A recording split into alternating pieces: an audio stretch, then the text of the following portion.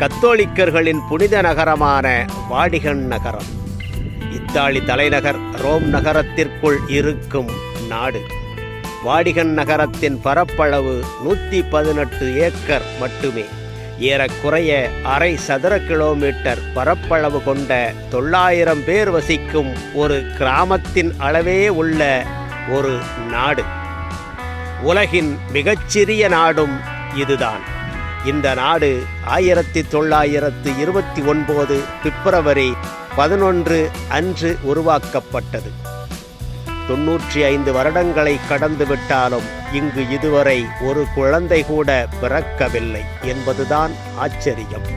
உண்மையில் உலகம் முழுவதிலும் உள்ள அனைத்து கத்தோலிக்க தேவாலயங்கள் மற்றும் கத்தோலிக்க கிறிஸ்தவர்களின் வேர்கள் இங்குதான் உள்ளன. உலகெங்கிலும் உள்ள கத்தோலிக்க திருச்சபை மற்றும் அதன் பாதிரியார்கள்